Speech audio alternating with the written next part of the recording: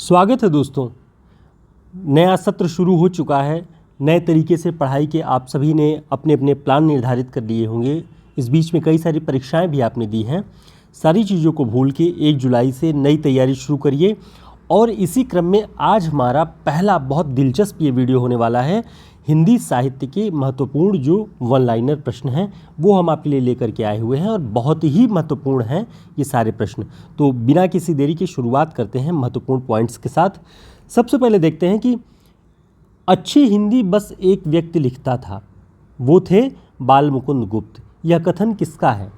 तो ध्यान रखेंगे ये आचार्य महावीर प्रसाद द्विवेदी जी का कथन है। दूसरा पॉइंट है अखबारे चुनार और कोहिनूर उर्दू पत्र के संपादक कौन थे? तो इसका ध्यान रखना है आपको, बाल मुकुंद गुप्त जी थे। तो ये दोनों उर्दू पत्र थे, अखबारे चुनार और कोहिनूर। और बाल मुकुंद गुप्त वही हैं जिन्होंने शिव शंभू के चिट्ठे लिखे हुए हैं। भारत मित्र पत्रिका में ये प्रकाशित होता था। ध्यान रखिएगा, अगला पॉइंट यही है कि बाल मुकुंद गुप्त जी के निबंध शिव शंभू के चिट्ठे किस पत्र में प्रकाशित होते थे? तो ये ध्यान रखना है आपको, भारत मित्र पत्रिका में। भारत मित्र पत्रिका के संपादक कौन थे ये कमेंट करके आप बताइएगा। अगला पॉइंट देखते हैं कि बड़ी धूम से टेसू आए, लड़के लाड़ी साथ लगाए, होगा दिल्ली में दरबार, सुनकर चौंक पड़ा संसार। यह पंक्ति किसकी है? ध्यान रखेंगे, बाल मुकुंद गुप्त। बाल मुकुंद गुप्त आपको यूजीसी नेट की परीक्षा और किसी भी प्रतियोगी परीक्षा में जिसमें असिस्टेंट प्रोफेसर भर्ती परीक्षाओं में भी आपको दिखी जाएंगे इनके निबंध। इसलिए इनसे जुड़े हुए इन तथ्यों को आप ध्यान रखेंगे तो आपके ये पॉइंट्स तैयार रहेंगे। तो बड़ी धूम से टेसू आए, लड़के लाड़ी साथ लगाए, होगा दिल्ली में दरबार, सुनकर चौंक पड़ा संसार, बाल मुकुंद गुप्त जी की पंक्ति है। आगे देखते हैं, नागरी प्रचारिणी सभा की स्थापना आप सभी जानते हैं 1893 ईस्वी में इस सभा की स्थापना होती है। अब स्थापना के वक्त इसके संस्थापक सदस्य कौन कौन थे ये आपको ध्यान रखना है। बाबू श्याम सुंदर दास, पंडित रामनारायण मिश्र और ठाकुर शिव कुमार सिंह। इन तीनों के नाम आपको ध्यान रखना है। नागरी प्रचारिणी सभा की स्थापना में जो संस्थापक सदस्य थे उसमें इन तीनों का नाम आता है, ठीक है। और स्थापना वर्ष 1893। और नागरी प्रचारिणी सभा के द्वारा निकाली जाने वाली जो पत्रिका थी, नागरी प्रचारिणी पत्रिका, वो 1896 से प्रकाशित हो रही है, ठीक है, ये भी ध्यान रखेंगे। तो ये बातें हो गई नागरी प्रचारिणी सभा की स्थापना के विषय में, उसके संस्थापक सदस्यों के विषय में। अब देखते हैं कुछ महत्वपूर्ण पंक्तियाँ। ये पंक्ति है कि इस तरह छायावाद महज संध्या सुंदरी, चांदनी रात या नौका विहार का चित्र नहीं है, वह मूलतः शक्ति काव्य है। यह कथन किसका है? यह कथन है राम स्वरूप चतुर्वेदी जी का। तो ये कई बार परीक्षाओं में पूछा गया है कि छायावाद को मूलतः शक्ति काव्य कौन कहता है? तो रामस्वरूप चतुर्वेदी जी का नाम आप ध्यान रखिएगा। साथ ही ये पंक्ति ध्यान रखें कि छायावाद केवल संध्या सुंदरी, चांदनी रात या नौका विहार का चित्र नहीं है, वह मूलतः शक्ति काव्य है, रामस्वरूप चतुर्वेदी। अगला पॉइंट देखते हैं, शक्ति के विद्युत कण जो व्यस्त विकल बिखरे हैं हो निरुपाय, समन्वय उनका करें समस्त विजयिनी मानवता हो जाए। यह पंक्ति किसके द्वारा रचित है? तो आपको ध्यान रखना है, जयशंकर प्रसाद जी के कामायनी में ये जो पंक्ति है ये वहाँ से ली गई है और श्रद्धा का कथन है। श्रद्धा मन को संदेश देती है कि शक्ति के जो विद्युत कण व्यस्त हो चुके हैं, विकल और बिखरे हैं, निरुपाय हो चुके हैं, उनका हम सभी को समन्वय उनका करें समस्त, उन सभी शक्ति के कणों को समन्वित करें ताकि मानवता विजयिनी हो जाए। तो विजय कभी कभी इतना ही पूछ लेता है कि विजयिनी मानवता हो जाए, यह पंक्ति किसकी है, किस रचना से है? तो जयशंकर प्रसाद और कामायनी से है। इतने पॉइंट्स आप इसे ध्यान रखेंगे। आगे देखते हैं, छोड़ द्रुमों की मृदु छाया, तोड़ प्रकृति से भी माया, बाले तेरे बाल जाल में कैसे उलझा दूं लोचन, भूल अभी से इस जग को। छोड़ द्रुमों की मृदु छाया, तोड़ प्रकृति से भी माया, बाले तेरे बाल जाल में कैसे उलझा दूं लोचन, भूल अभी से इस जग को। ये सुमित्रानंदन पंत जी की पंक्ति है, इसे ध्यान रखिएगा, ठीक है। अगला पॉइंट देखते हैं, जागो जागो आया प्रभात, बीती बीती वह बीती अंधरात। यह पंक्ति किस कवि की है? तो ये निराला ने लिखी है, तुलसीदास कविता की समापन की पंक्तियां हैं। जागो जागो आया प्रभात, बीती वह बीती अंधरात। तो जागो फिर एक बार कविता मत समझ लीजिएगा, इसलिए यहाँ पे मैं कंफर्म भी कर दे रहा हूँ कि ये तुलसीदास कविता की अंतिम पंक्तियाँ हैं, समापन अंश के दौर में ये आया हुआ है। ये महत्वपूर्ण चीज़ें हैं, आपको ध्यान रखनी हैं। इसके साथ ही देखते हैं महादेवी वर्मा जी के महत्वपूर्ण रेखा चित्रों के बारे में। हमने इस वन लाइनर में बहुत सारे अलग अलग विधाओं से, काव्य पंक्तियों से महत्वपूर्ण पॉइंट्स जितने भी हो सकते हैं वो आपके लिए कलेक्ट किए हुए हैं, इसलिए बहुत सावधानीपूर्वक इसे याद कर लें ताकि ये सारे पॉइंट्स आपके तैयार रहें। महादेवी वर्मा जी के रेखा चित्र कौन कौन से हैं? अतीत के चलचित्र 1941 में, स्मृति की रेखाएं 1943 में, पथ के साथी 1956 में, समकालीन लेखकों के संस्मरणात्मक चित्रों का संकलन, और एक अंतिम है मेरा परिवार जो 1972 ईस्वी में प्रकाशित है। ये पाठ्यक्रमों में है भी प्रतियोगी परीक्षाओं के। इसमें पशु पक्षियों के चित्र उकेरे गए हैं। तो दोस्तों ये सारे पॉइंट बहुत महत्वपूर्ण हैं। आगे हम और महत्वपूर्ण पॉइंट्स को देखेंगे जो कि आपके सभी के लिए बहुत महत्वपूर्ण है, और इस तरह के सभी वन लाइनर फैक्ट्स, वस्तुनिष्ठ प्रश्न और 40 बड़े रचनाकारों पे वन लाइनर जो शुक्ल जी, बच्चन जी की पुस्तकों पर आधारित है, वो आपको इस हिंदी साहित्य के शॉर्ट नोट्स में मिल जाएंगे, जो कि आप हमारे व्हाट्सएप नंबर पर संपर्क करके ऑफर प्राइस पे इसे ऑर्डर कर सकते हैं। बाय स्पीड पोस्ट आपको ये 1 सप्ताह में मैक्सिमम 5 से 6 दिन में मिल जाता है। तो सब कुछ आपको उसमें मिलेगा। देखते हैं अगला पॉइंट, हिंदी आलोचना 20वीं शताब्दी। ये पुस्तक किसकी है? निर्मला जैन की। और इसी नाम से मिलती जुलती एक पुस्तक है हिंदी साहित्य 20वीं शताब्दी, नंदुलारे वाजपेयी। तो देखिए एक ही नाम से मिलते जुलते 20वीं शताब्दी 2 पुस्तकें हैं, कंफ्यूज मत होइएगा। हिंदी आलोचना के बारे में जब 20वीं शताब्दी पूछे तो निर्मला जैन, हिंदी साहित्य की 20वीं शताब्दी के बारे में बात करें तो नंदुलारे वाजपेयी। अगला पॉइंट है, दिवस का अवसान समीप था, गगन था कुछ लोहित हो चला। ये पंक्ति किसकी है? हरिऔध की। और हरिऔध के प्रिय प्रवास की पंक्तियां हैं ये, संध्या के मनोरम दृश्य के बारे में। तो संध्या सुंदरी जो पंत की कविता है उनके बारे में, वो उन कविताओं को ध्यान में मत रखिएगा, ये महत्वपूर्ण और चर्चित पंक्ति है।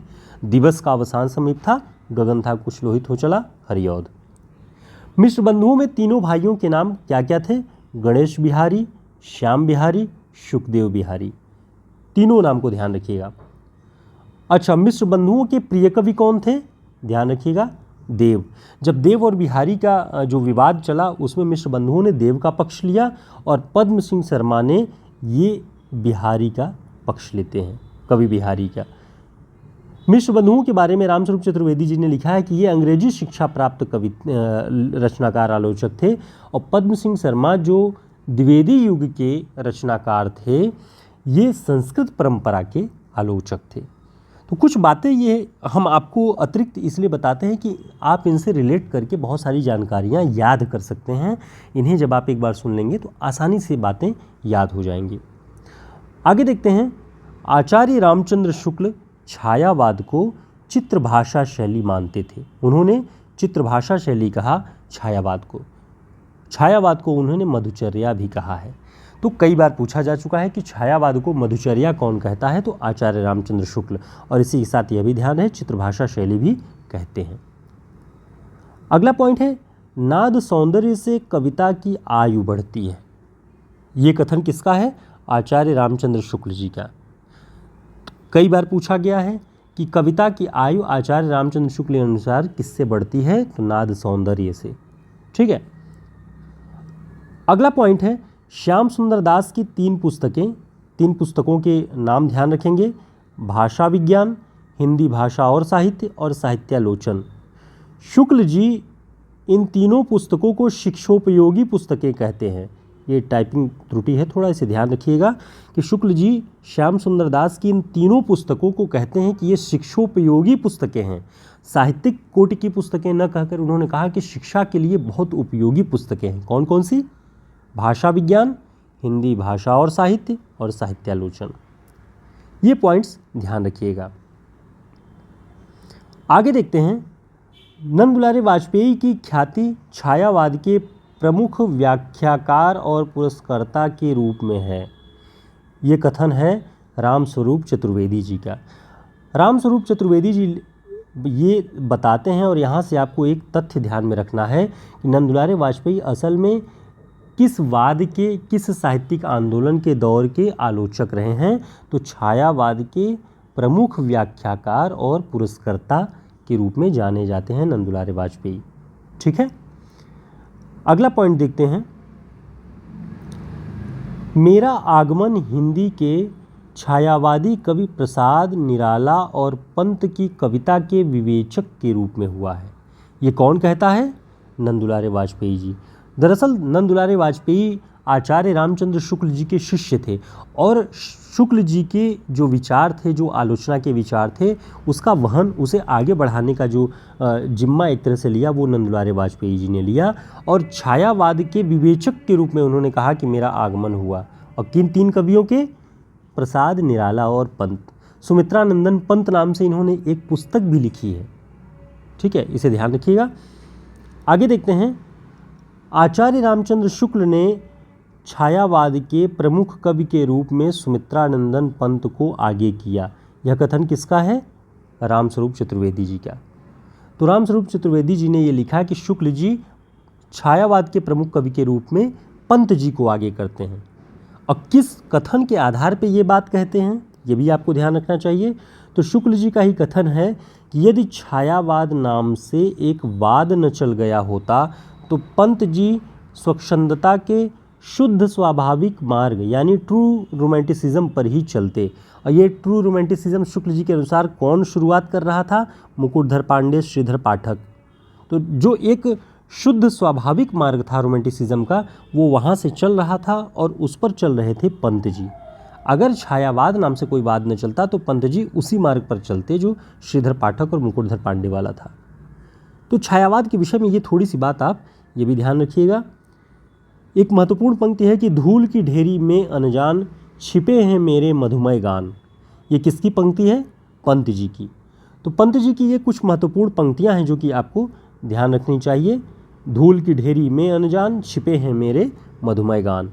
एक और महत्वपूर्ण पंक्ति है पंत जी की कि सुंदर विश्वासों से ही बनता रे सुखमय जीवन। पंत जी की ये पंक्ति है। और सुखमय जीवन एक कहानी भी है।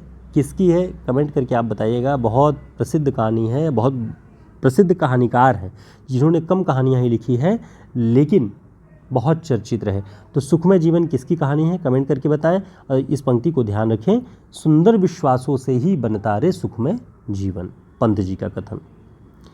अंतिम जो कथन है वो है संगीत को काव्य और काव्य को संगीत के अधिक निकट लाने का सबसे अधिक प्रयास निराला जी ने किया है। यह कथन किसका है? आचार्य रामचंद्र शुक्ल जी का। तो ये बात ध्यान रखेंगे, शुक्ल जी निराला जी को इस बात का श्रेय देते हैं कि इन्होंने संगीत को काव्य के और काव्य को संगीत के बहुत अधिक निकट पहुंचाने का काम किया है। तो शुक्ल जी का कथन है, इसे ध्यान रखें।